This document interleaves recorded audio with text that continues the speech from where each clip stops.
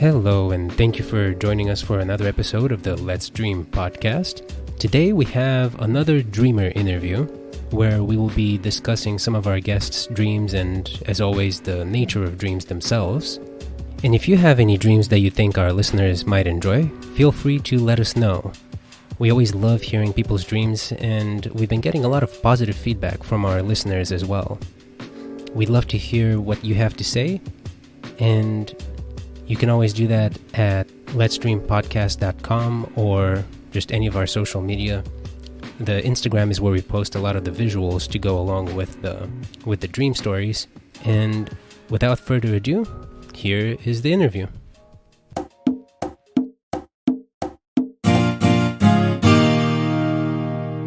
Today we have a dreamer, and his name is Carson. Thank you so much for joining me, Carson. Yeah, no problem. So we met on the Reddit forum for the dreams, and you had shared a very interesting and very kind of funny dream with me. And usually when I bring people on, I like to just ask them a couple of general questions, and then we get into the dream stories. So the first question that I really want to ask you is, do you lucid dream, or do you have any experience with lucid dreaming? Yeah, occasionally. I used to take it like a lot more seriously, so I started keeping a journal of my dreams and everything because I heard that helped. And but the weird thing is, out of nowhere, I randomly started just going on a streak of forgetting almost all of them. But from time to time, yeah, I do. Okay.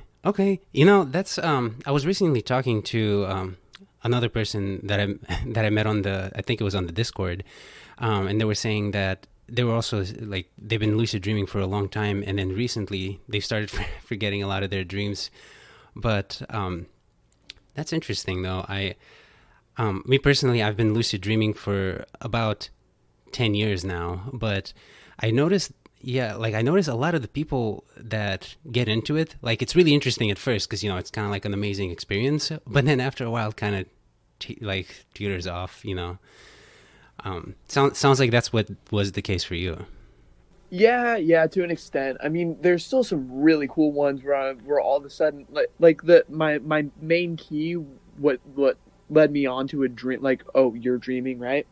Was I'd be able to breathe underwater. And so Nice. Out of nowhere, I'd be like underwater, and then I'd just take a breath. I'm like, oh, this is a dream now. And then I'd start waterbending from Avatar. It was great. Oh, awesome. So glad you made that reference. Well, so yeah, that's actually, that seems to be a common one from just talking to different people. Yeah, just being able to breathe either underwater or in outer space. That seems to be a very common one. So that's pretty cool. I like outer space a little better. I'm not gonna lie. Yeah, it's kind of creepy though. Like, have you ever? I don't know if you've ever done this in a lucid dream, but one of the main things that I love to do whenever I start lucid dreaming is, I noticed whenever I first started lucid dreaming, my main go-to was to just like turn Super Saiyan and then just fly out in like outer space. Have you ever done anything? That's freaking awesome. Yeah, I mean, because like you know, I'm kind of a nerd at heart, and that's obviously like, I always used to like imagine like, oh, how cool would that be if people could just turn Super Saiyan? But so in lucid dreaming, you can do that.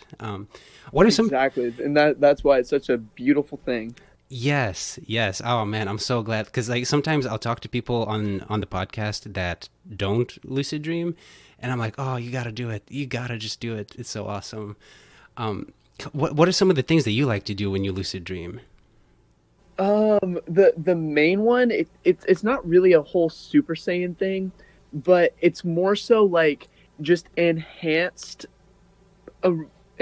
versions of regular abilities. For example, like, I like to run, right? Okay. And all of a sudden I'll be like, okay, if I'm in a dream, I can just run really freaking fast. And then I'll run so fast that I can like suspend myself as the Earth orbits below me and travel really, really quickly from point A to point B. Nice. And like phase through buildings and stuff. That would be my go-to. And then also doing backflips. Don't ask why. I just love doing that. Nice. Yeah, that's actually kind of funny because I cannot do a backflip in real life. I'll probably like break my neck. But yeah, I could do it in lucid dream. That's cool. I can't do backflips in real life either. I wish I could. I'm trying to learn how to do one. Nice, nice. Okay. Well, so let me ask you. Okay, so there are a couple of general questions that I just like to see what people say, and just humor me if they get a little out there. But one of the questions is, why do you think we dream? Like, why do you think humans have this innate ability to dream? That's just very like a very essential part of humans. Like everybody does it. Yeah, it's a really interesting one, and I'm a bit of a science geek. So I mean, the sciencey answer is like, well, this is how we simulate events that could happen in our life, and the dreams that I can recall, a lot of it is like, at least the bad ones are like worst case scenario. What if everything went wrong in my life all at once? Okay. And so it's a bit of a way for your brain to figure out what exactly could happen and how you could react to a bad situation without it actually happening to you. And I mean, I guess the more personal and ethereal answer to me would be to understand yourself a little better. I mean, meditation is important for everything. We've proven that time and time again. Nice. And dreaming, I guess, is your own personal way to meditate every night, whether you remember it or not. I love that answer. Oh man, I'm so glad you said that. Yeah, so like that's actually one of the main things that I love about dreams is what you just said, that they can be very introspective, and it's kind of like they can sometimes your subconscious, I feel like, can put things on the forefront of your mind when you're dreaming. That's like, hey, pay attention to this. This might be important. Something that's affecting you. So I love that answer. And so a follow-up question to that, related, similar question, but if that was your answer for dreams, what would you say is your answer as to why you think we also have the ability to lucid dream? Because that's kind of like a different thing. I mean, are you familiar with astral projection by chance? I've heard of it, but I don't. No, not really. It's a weird thing. So for that's another thing that it's kind of like it's a cross between meditation and lucid dreaming. So what it is you're fully conscious and you're fully aware going into it, but you're actually able to travel to other places and see things in what people call the astral plane. Now, there's all kinds of theories. It's like, oh, well, this is your spirit leaving your body and like traveling other places. And I'm not necessarily with that whole thing, but it is an interesting thing. And so, going back to lucid dreaming, my thought is it's sort of like a way of hacking your subconscious. So it's the ability to be able to then in turn regain where you are and get your bearings in your own little weird mindscape, and then actually be able to control things around you. So as far as lucid dreaming, I think it's just a glitch in the programming, you know what I mean? Nice. Okay. If it is just a glitch, I think I might actually like it more if that's what it ends up being. It's kind of like... Well, shoot, hacking games is fun. Exactly. Yeah, no, I was just about to make that reference, because it's kind of like you just found like a really interesting cheat like a cheat code in the game. So that'd be kind of fun. And, I remember thinking like, when I was younger, I used to play a lot more video games. I don't get the chance to as much anymore, but I always used to think like, God, it would be so awesome if there was just some type of a cheat code in real life. And I feel like lucid dreaming is totally a real life cheat code. Oh yeah, absolutely. So that's okay, cool. Well, yeah, interesting answer. Because I've read a lot about. Are you familiar with Stephen Labarge? He's a neuroscientist that kind of made lucid dreaming a little more mainstream. No, I am not. Oh, okay. Well, then you and any listeners that have never read the book, I highly, highly recommend reading the book, Exploring the World of Lucid Dreaming. And because he really breaks it down in like there's the different ways to lucid dream, and he kind of goes into the science behind it and how he's the one that was able to prove that lucid dreaming is a real phenomena through a scientific means. He was able to actually prove it. Because before that, it was just like stipulation. Very, very interesting book. The guy that like, so Labarge, he himself is a very interesting character. Like, he looks like he might be out of a comic book. but but yeah, so as far as lucid dreaming goes, I think it's yeah, I think the most honest thing that anybody can say honestly is, like you said, it's like we don't really know. It's like so that's part of what makes it so fascinating and kind of like magical almost, you know. I was just about to say, that's the beauty of it. It's the mystery behind it. Yes, I agree. And like, I just like to hear what people think. I don't necessarily think that we have to have an answer for it. It's always interesting to consider other points of view. And then also, because you mentioned meditation, I do agree that meditation is just so beneficial in everyday life. I meditate occasionally, like sometimes I feel like I need to meditate more, others not so much. But do you yourself practice meditation or different types of meditation? Yeah, I'm basically like I wouldn't say I'm new to the whole meditation thing because I've been doing it for years now. I sort of started because I heard it could provide more clarity in just general everyday life. And so I actually started, I don't know if you remember all the YouTube ads for Headspace, but I started with that.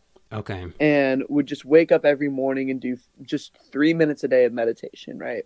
And so now that's sort of incorporated into my routine.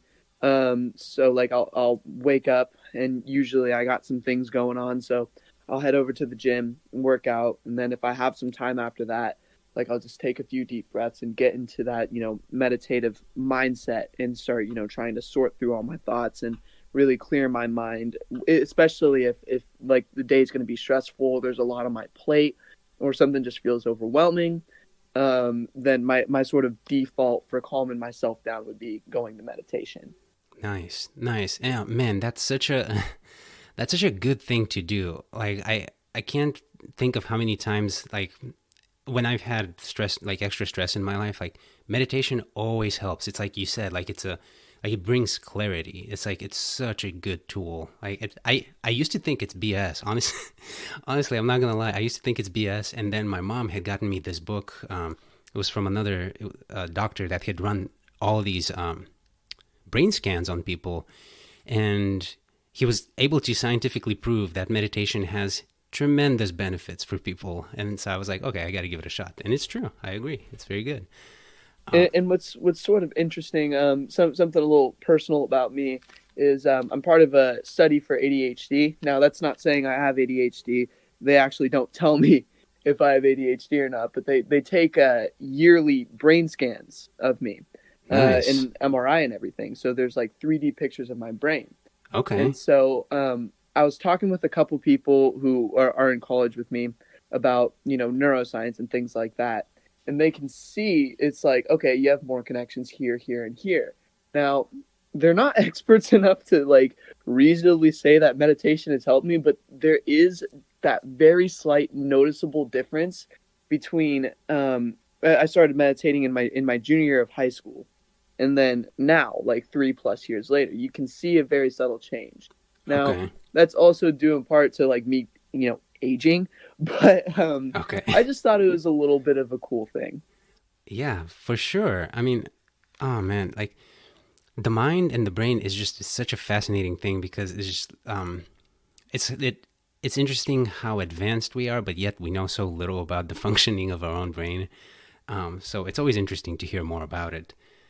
And Yeah, I mean, I was on r/shower thoughts the other day. It's like the brain named itself. I'm like, oh, that's fucking. yeah, yes, the only known thing in the universe to name itself, as far as we know. And I mean, again, it's harkening right back. It's the beauty of the mystery, Yes, I agree. I totally agree. It kind of makes me think of.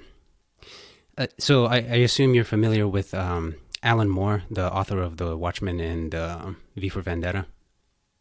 Vaguely, yeah. Okay, well, he is a very amazing author. Like, if you ever need a good book, like The Watchmen or V for Vendetta, in my top 5, bar none. Like, not even have to think about it. But So he has a V for Vendetta is actually on my list of books to read. It's next up. I'm reading a book called Stealth Fighter right now. Okay. Okay. Oh man, you will not be disappointed. I don't know if you've seen the movie. They did a good job, but the book, like, there's just some things that they missed from the book that I'm like, oh man, the feels you get from that book. Oh yeah. I mean, I honestly, like, I don't want to sound arrogant or anything, but in sort of learning, like, just the fun of reading and the joy of it. The fun thing is, like, you with movies, you're kind of seeing someone else's interpretation of the book, right? Because everyone experiences a book a little different. Yes. So when you read it, your mind is painting that picture. It's very much like dreaming. And so Exactly. you're seeing someone else's dream. It's the closest thing you can get to it. And that doesn't always align with how you think things are. Yes. Oh man, I'm glad you brought that up because the last person I interviewed, actually 2 people ago, the interviewee 2 interviews ago, she mentioned that that's what she said, that when you read it, just like it almost, it takes you out of this reality, you know, it transports you into your mind, and that's what's so fun about it. And that's exactly what dreams are, you know. It's like you quite literally like have the physical like sensational experience of the dream, but you know, in real life you could just sit down and read a book, and it's fun to use your imagination that way. And I agree, like, yeah, just watching a movie or a TV show, it's almost like it makes me think of highly refined or highly processed food. You know, it's not as healthy for you. It's not as good. Yeah. So, but yeah, that's a great analogy. I'm glad you brought that up. I mean, I love yours too. That's a very interesting comparison. Like highly processed food. That's, I mean, because it's taken the original and then just like dumbing it down for a mass audience. Right. Yeah. It's like, it's less nutrition almost. It's like less nutrition for your brain. I mean, the only exception, in my opinion, would be the Lord of the Rings. I actually like the movies a little better than the books. oh, for sure. I mean, yeah. I'm not knocking movies, but I mean, maybe I am a little bit, but no, yeah, there's definitely some good ones out there. So that being said, actually, somebody else I was talking to made a really good analogy that if dreams are like movies, lucid dreaming is like directing a movie, but like you're doing it in the moment. So I thought that was a good way to describe lucid dreams. Yeah, that's really cool. Or like, I don't know, playing VR Minecraft, I guess. Yeah, like something like that, like VR. I forget who I was talking to, and this was about a year ago, but somebody was saying how VR is better than lucid dreaming because it's like no effort, I guess. I'm like, hold up, no. Yeah, chill. Yeah, you can't make that claim because lucid dreaming is just freaking insane. Yeah, I'm gonna have to do a stark disagreement on that one. Absolutely not. Yeah, I mean, like maybe in like the not so far future, once like I don't know, Neuralink and like interfacing with computers gets better, then maybe, but still. Even then, it just doesn't. Sometimes the things that require effort end up having the greatest rewards, and lucid dreaming is a great example of that. Yes. Oh man, I'm glad you made that point too. It's yeah, that's another thing. It's like sometimes you want to work for it. It feels better when you actually achieve it. And I know a lot of the people. Yeah, exactly. Like a lot of the people on the lucid dreaming forum. You know, some of them end up giving up, but it's always so cool to watch a person like make a post for the first time that they achieve lucid dreaming. It's freaking euphoric. Like that's how I would describe it. Yeah, I remember first time I ever lucid dreamed. It was the weirdest thing. It was completely by accident. Okay. And I didn't do it again for years. So I was about like 8 or so years old. I was really little, and I remember like I woke up inside this like just vast black expanse, and for whatever reason, like just my inner thoughts were like, "Oh, you're in a dream." I'm like, "Huh? Oh, okay, that's pretty cool. Is it a bad one or a good one?" And it's like, I don't know, that's your choice. Nice. And I was like, all right. And I'm like, so if I can make a can I make my cat appear in here? And it's like, yeah, and cat appeared. I'm like, oh, that's cool. And then I freaking woke up, and I was like, that was so weird. Man, what is that like? Yeah, that's just so interesting to think about. Like, so if you're dreaming, like you're dreaming, and then your brain is generating all of these things. So you can technically say that everything that you experienced within the dream was was your own self. So it's kind of like the cat that you summoned in your dream was also you. So that's kind of like a mind trip, like to think about. Like that's kind of like It's just like it's a playback of your world, and since you're the source of your world, right? Then that is an extension of yourself. yeah, man, that's so. Yeah, you can. It's almost like it's like going down the rabbit hole, almost. Yeah, pretty much. And there's actually what you just said made me think of. There's another really good book. It's called The Tibetan Yogas of Dream and Sleep by Tenzin Rinpoche. So I often wonder if the people that made Avatar, if they knew of him, and that's why they named Tenzin in the second season. I was gonna say, like, Tenzin that just brought back Avatar. Yeah. I just I think about that occasionally, but he's a really cool guy. He talks a lot about lucid dreaming, and because originally lucid dreaming, I guess the first documented historical evidence for lucid dreaming was in Bon Buddhism, which is the Bon tradition, which is the people that were there before the Buddhists got there, and then Buddhism mixed with Bon Buddhism, and they were Buddhism mixed with the Bon tradition, and they were like really into lucid dreaming and listening to their dreams and kind of controlling their dreams. So it's a fascinating book. Like if you I'll send you a link for that one too, but it's called The Tibetan Yogas of Dream and Sleep. In there, experiencing a dream where you are self-aware that you're dreaming, but there isn't anything necessarily around you. Like it's kind of like a void, like you said. It's like a non-objective dream, but you're still self-aware. They call that a wisdom dream because it's like you're getting closer to the truth. That's in their words. So it's a fascinating book. I think you may be the type of person that enjoys it. Yeah, I wouldn't describe my 8-year-old self as wise, but hey, kids can be wise. that is true. Sometimes they give you some insight on yourself that you just were not ready for. Yeah. And this is not dreaming. Just the other day, I couldn't remember the name of the song, and so I sang it. And so then this kid walks up. He's like, "No offense, but you're a really bad singer." I'm like, "Oh, okay." Oh, that's so great. A lot of people would have the balls to tell me that. I appreciate it. Oh, that's awesome. Well, yeah, I love how honest kids can be. But it's really great. yeah. Well, so as far as oh yeah, I wanted to ask you, because you do meditation, or you have experience meditating. Have you ever tried meditating in a lucid dream? No. Usually I'm pretty focused on just doing crazy stuff because it doesn't happen super duper often. Okay. So I'm just like, "Oh, okay, cool. We're here. We can do a bunch of crazy nonsense. Let's go climb a building." Yeah. Or like fly or something. Yeah. So I haven't tried meditating in a dream before. Have you?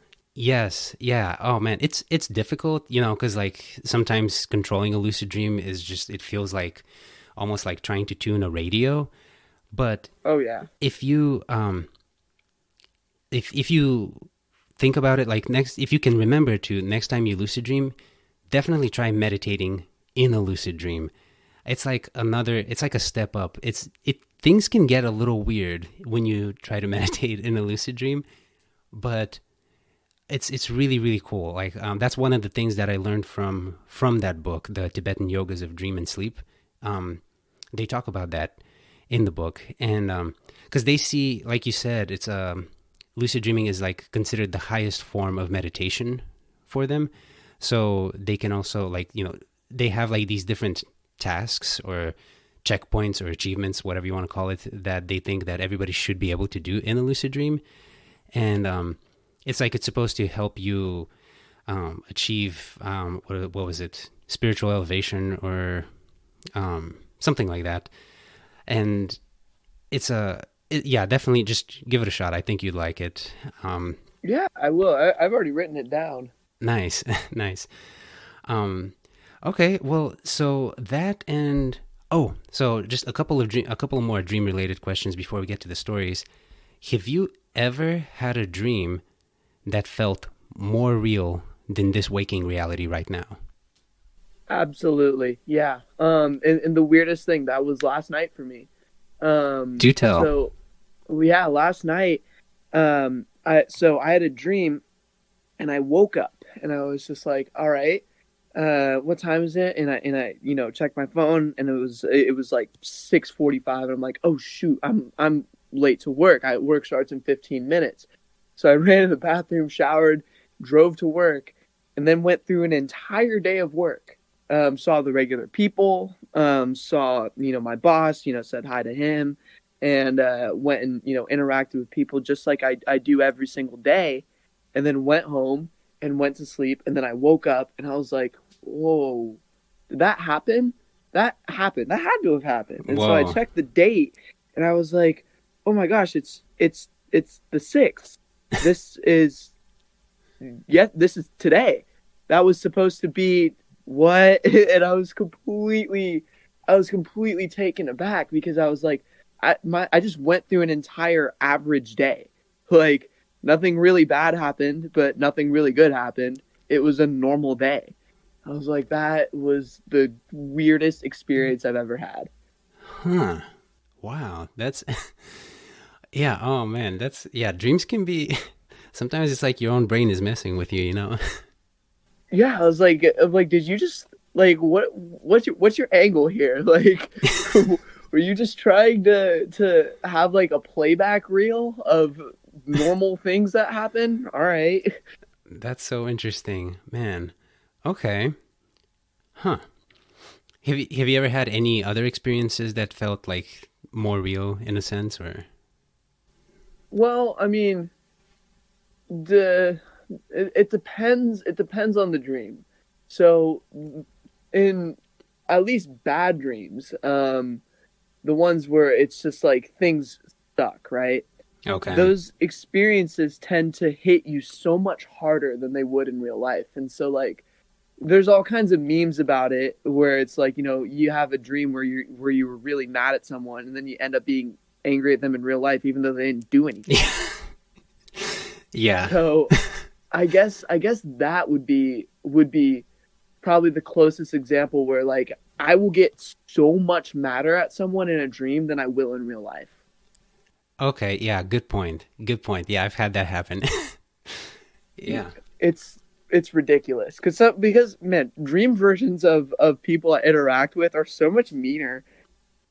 Yeah. I mean, the last person that I interviewed, he actually brought up a really good point where he said that he thinks the reason why dreams can sometimes feel more real than this reality is because there's no real buffer or barrier. It's like you're right there. Like your consciousness is like immediately there within your thoughts. So it's like everything just happened. There's no delay. It's like everything is instant. So that's what he said. There's no filter in front of what you see. Exactly. Yeah. So I'm like, okay, that's a good explanation. So a follow-up question to that is, have you ever had a dream that felt like it lasted years or months or just a really long time? Yeah. Yeah, absolutely. I'm glad you asked that because I'm not gonna lie to you. I thought I was the only one. So Okay. it was really strange. So it was almost like I'm sure you've seen Inception, right? Yes. So you know how in Inception they go like 4 dreams deep, and then there's that world where everything's sort of suspended. It's like a city, but it's a crumbling city. Yes. So for me, I was in the bear in mind I'm a bit of a history geek. So I was transported 5 years into the future, and I was in what was left of the former of North Korea, right? And Okay. so North Korea, the dictatorship had fallen, and I was like some sort of journalist covering all of the stories that had been silenced by the regime, and I was, interviewing people. And I found myself in this village, and I heard from some people that it had been abandoned for years and years. I'm like, okay. So I go to this village and I start, trying to find some evidence and find old papers and stuff. But I can't really read Korean, but in my dream, I could read Korean. Nice. Or whatever, like, crazy subconscious nonsense my brain thought was Korean, right? And so I ended up just getting stuck there. I got lost.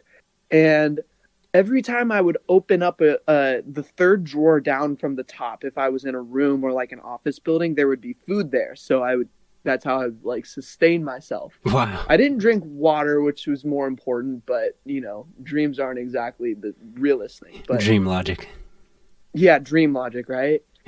And so, and the weirdest thing is there were spiders everywhere, but the spiders, you would look at them and then they would die if you looked at them. And I was like, that is super odd. And I remember I felt like I was there for what had to be months and months and months, just like pouring through papers and like trying to get a story of what was happening. Let me read up on it because I pulled it up. This is one of the dreams I was going to talk about with you. Okay. Yeah, okay. So from what I remember, there was some sort of chemical spill there years back. And so the spiders didn't live for very long. But I was trying to figure out, it was this great mystery. I was trying to figure out why when I looked at the spiders, they died. But they seemed to be just fine until I looked at them. And so I was like taking notes and like, trying to figure that out. But then I'd look at my notes and then they would be, I couldn't understand them and the words would change. And I'm like, this is a very odd place to be in. And then there's like this big wave of anxiety where I was like, I'm never getting out of here. I've been here for months. Oh, wow. And then I woke up, which was great. Okay, man. That's so the spiders, like, how would you know where they, like, you would just look at them through at the corner of your eye, or? Well, it's interesting you should say that. So if I saw them out of the corner of my eye, they'd be fine. But if I shifted my attention and focus to them, then they would die. Okay. Man, that's so weird. Yeah, God, that's so interesting. Man, it makes me think of like weird things that my brain has done before. Like, one time there were these sentient polygons that were jumping, like they wanted me to eat them. Like they were like jumping up and asking me to eat them. It was a very strange dream. That is awesome. But yeah, that's like, but yeah, that too. That's really strange. Like you just look at something and it dies. Wow. Okay. Well, yeah, that was a very interesting dream. Thank you for sharing that. So yeah, of course. That was pretty much the questions that I like to ask people in relations, like to dreams. But so we can definitely get into more of your dream stories. So what else do you have that you'd want to share with our listeners? Like the part of the reason I started this podcast is because I couldn't find a podcast like just to hear people's dreams. So that's like, if you have any dreams that you would want to share that people might, like myself, would enjoy hearing, go right ahead. Okay, so I originally got in touch with you because there was the dream I had about a Porsche 911 Spider. Yes. And so that's the one that immediately comes to mind. So the dream started out, I was late to my old job, and at the time I was working at a sandwich shop. And so I was in my car, and my car just was, for whatever reason, not getting very much traction. So I was really annoyed and just like hitting the throttle and like trying to get to work on time. And something you got to know about the sandwich shop I worked at is they would always close at 7:00. But for whatever reason, there was a graveyard shift now, which for any start of a bad dream, you're always working the graveyard shift, or at least I'm always working the graveyard shift. Okay. And so I get to work and no one's there. And I was like, okay, well, that sucks. I guess someone took off early. So I start getting, everything ready and like, kind of mentally prepare myself for crappy customers because they always tend to come in at night. And then there's like this person that just runs, like just full out booking it from the left side of the street. And I was like, okay, that was really odd. And then another three people just like, running in the same direction. I'm like, okay, this is super weird. And so then my boss comes in and I'm like, hey, how you doing, man? And he was like, pretty good. I can't complain. I'm like, all right, can you get some of these dishes clean? Can you do this? Can you do that? And he was like, yeah. Can you do this and that? I'm like, yeah, sure. And so I get to work and we just hear like this big crash, like this just massive, like something hitting the ground hard. And I was like, that is really weird. And he was like, just, keep doing your thing. I'm like, okay.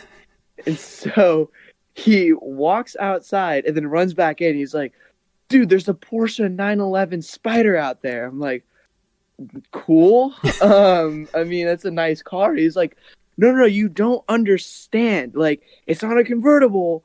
It's a giant freaking mechanical spider. I'm like, huh? And so I walk out there and there's this black sports car. It has no wheels and 8 metal legs sticking out of it with like mechanical joints. And it's oddly silent. Like, there's no grinding. There's no engine noises. It is like this weirdly silent thing. The only thing you can hear is the tink of all of the legs on the ground. And if it's not becoming apparent to you now that I'm a huge arachnophobe, I'm a very, very big arachnophobe. So I'm like, no, screw this. And so I walk back inside, but then I'm like, oh my gosh, there's people out there. Like, that spider is causing terror. I need to help these people. And so I go out and I run towards the people and I see it's using its back legs to wrap people up in this web of sticky motor oil. And so I run over and I start trying to peel open all of these like cocoons of motor oil with people inside of them. But my hands, they keep sticking to the motor oil. Oof. And I'm like, this is not right. This is not okay. And so the spider like has this, like, it just keeps jumping between buildings and like collapsing buildings. I was like, this is not doing, none of this is right. None of this is even remotely normal. And so I'm like, I need to find a way to take down this spider. I need to find a way to like, somehow incapacitate this, because there's no way that I am like killing the spider, because I'm pretty sure it's not alive. Yeah. I'm pretty sure it's like it escaped from like Area 51 or something. And so I was like, all right, we need to call in a nuclear strike. This is the only way that this is going to end this whole spider situation. And so I'm like, but who do you call for a nuclear strike? And then the Ghostbusters showed up, and then I woke up.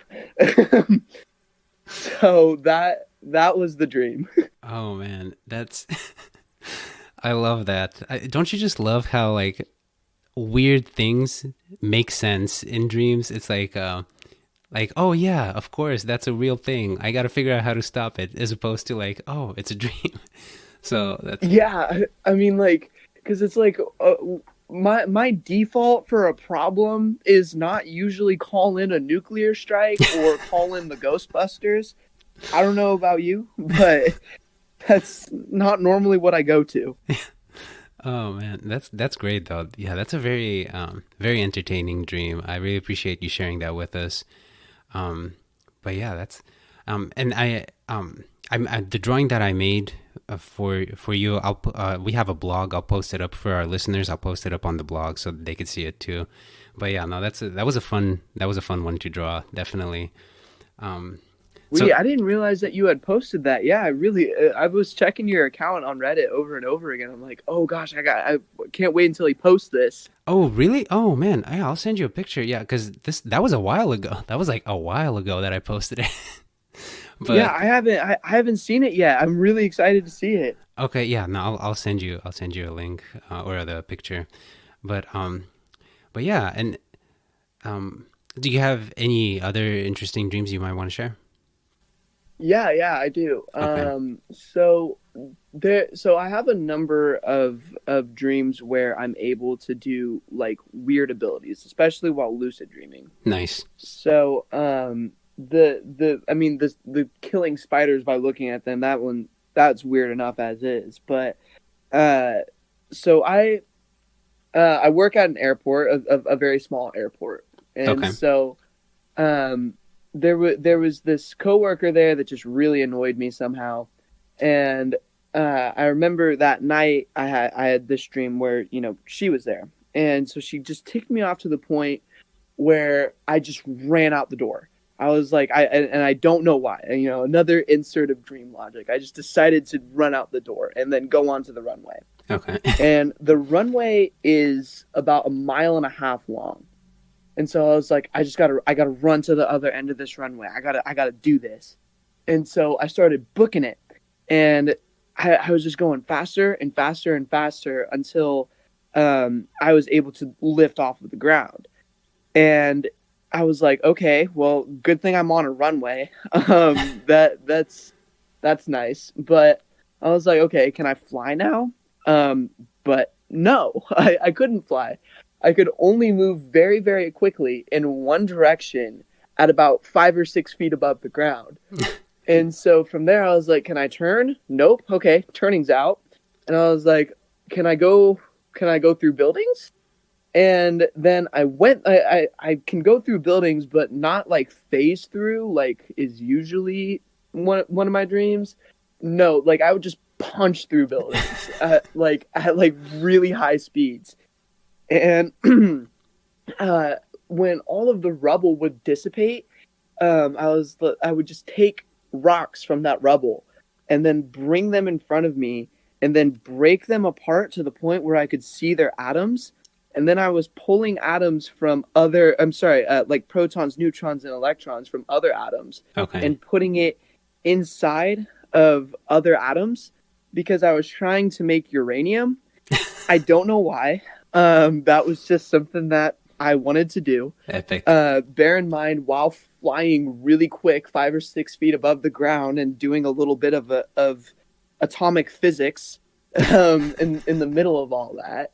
And so I was trying to make like some sort of reactor or something, but it was taking way too long with all this uranium. And so I just gave up. I dropped the atom on the ground and it disappeared. I'm like, oh, it just got smaller. It went back to its normal size. And then I walked over to a river and sat down and drank from the river and just thought about life. And my friend appeared, and then we had a whole conversation about like random things. And from there, I don't remember what happened, but I know there was more that did.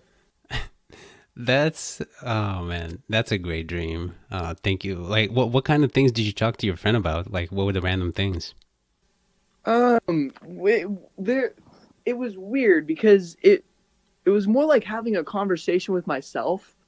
Because when you talk with other people, they're never gonna have the same opinions as you, and they're not gonna be on the same, like, they're not gonna know what you're thinking, right? But in this conversation, it was basically like, okay, dude, don't forget, tomorrow you have to take this test and you have to study for it at this time. I'm like, how did you know that I needed to study for this test? And he was like, dude, listen, it's important. It's just important. I was like, okay. And he's like, you need to get 4 pens. I'm like, why do I need 4 pens? And he was like, just get the 4 pens, man. It doesn't matter. I was like, okay. And he's like, there are 6 cards in your wallet. I'm like, no, there's not. There's more than that. And he's like, then make 6 cards for your wallet. I'm like, but how? Why? Oh, that's great. Oh, that's so good. You know, It was the weirdest thing. oh, that's what you just said though. So it made me think of any time you're talking to anybody in a dream, it's basically you're talking to yourself. Um, Yeah. like it made me think of one of the more recent lucid dreams that I had. This was about 2 weeks ago. I remember I was just sitting in my couch in the living room, and I decided to just have somebody, whomever, just a random person, appear for me to talk to. And so this lady in a red shirt came up. I don't know who she was. I don't think I've ever met her in my life, but it was just a random dream character that sat down in front of me, and we started talking. And I got this really, really weird, like visceral sense that I was talking to myself, because I realized, like I was lucid. So I'm like, I'm just talking to myself right now. Like this is just, and then like my point of view shifted into like third person, and I would see my body and then her body. And like I felt like it was really weird, because I felt like really connected to the entire environment that I was in, because I guess technically I was, because it was in my brain, but it was just really, really weird to realize that at that moment. So one question I have for you. Okay. What do you think the significance is for the appearance of your self in this sense? So, like, why do you think that your dream character, who you knew was yourself, appeared the way that she did? It was a she, right? Yeah. Yeah. I have no idea. It may be because, I mean, not to get like too sappy or anything, but like I really look up to all the women in my life. So it was, it may be that I look for them. I often look for the women in my life for guidance. It may be because I've had more positive interactions with women rather than the male figures in my life. So that probably has something to do with it. I think. I mean, because it's really crazy because like I find in my dreams there's a lot of symbolic significance to very minute things. I agree. I Um, agree. like it's very strange. Yeah, and I think that's why that's why I think everybody should keep a dream journal, honestly. I don't know if you knew this, but in ancient Egypt it was commonplace. It was very common for most people to keep a dream journal, because they thought it was important information that their ancestors or higher beings might be transmitting to them. But even, like even if you just want to get a better insight on yourself, I think that's like a dream journals are a great way to do that. Like I love dream journals.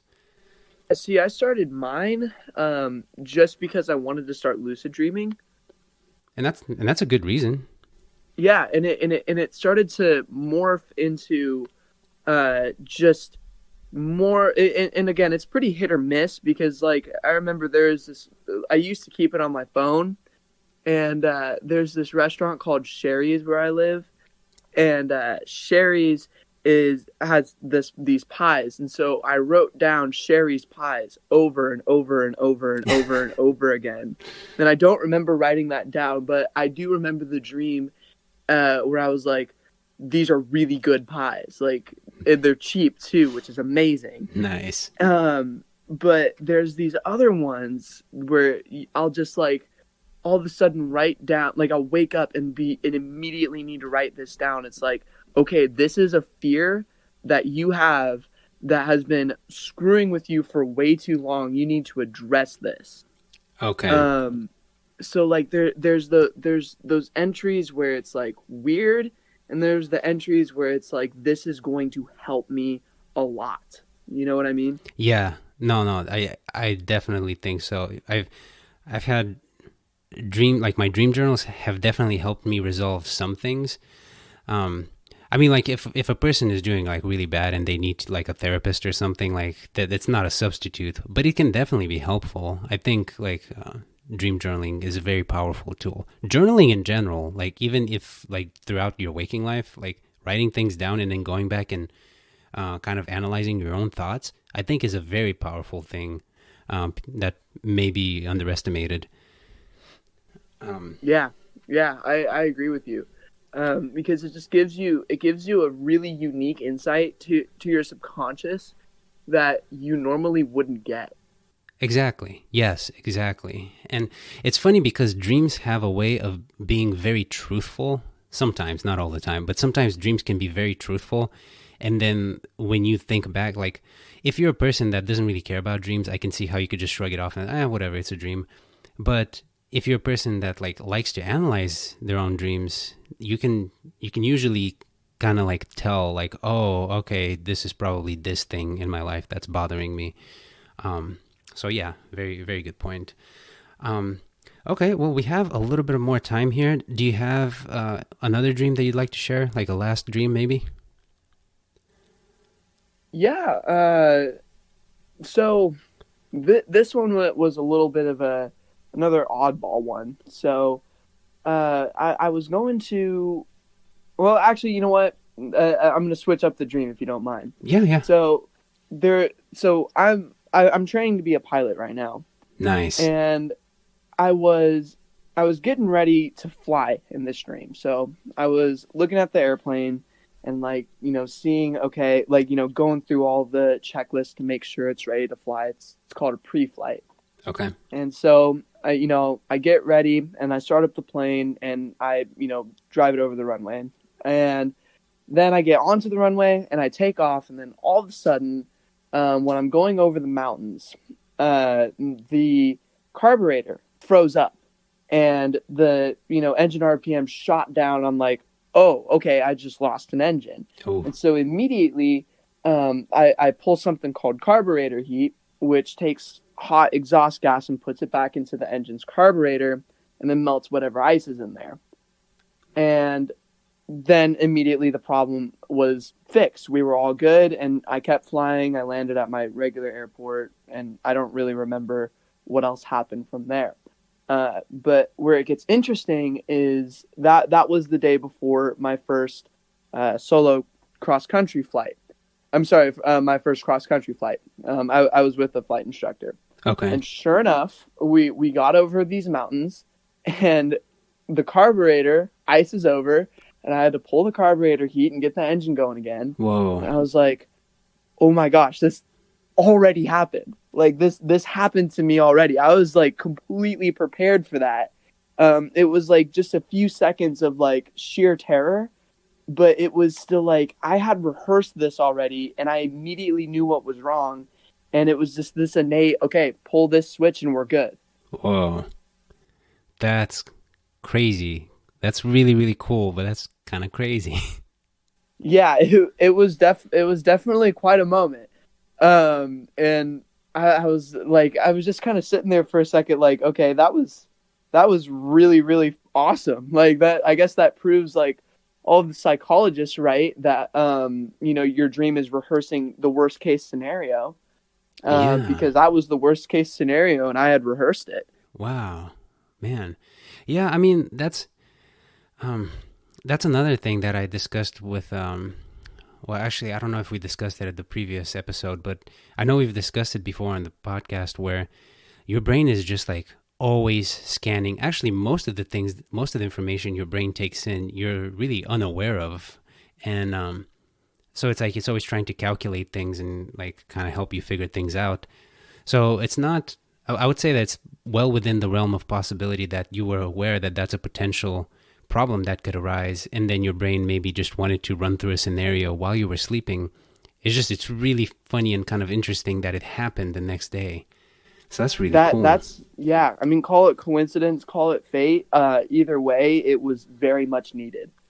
Yeah, nice. Oh man, that alone should be enough of a motivator for like our listeners to try like dream journaling and then remembering their dreams, and then just, yeah, that's really cool.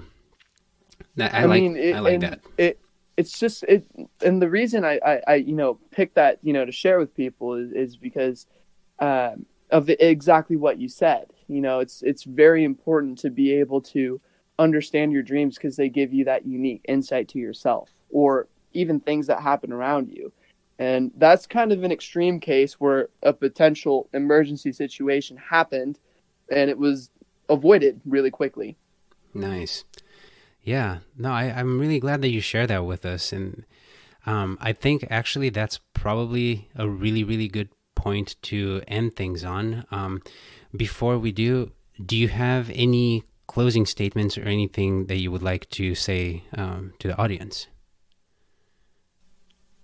Sure. I guess, stay restful. I like that. I like that. That is such an important and yet simple lesson, especially in our busy world today, when productivity is like number one, but it's like, hey, maybe we should just chill out sometimes. Yep. So. And do not take your sleep for granted. Agreed. Well, Carson, I've really enjoyed talking to you. Honestly, you are welcome anytime on the podcast. If you come up with, if you have any more interesting like dreams that you really think people should hear, let me know. We'll be glad to have you back. Yeah, please let me know if you're interested in hearing any more of my insanity. I really appreciate you bringing me on here. Of course. Well, thank you, and we'll see you next time.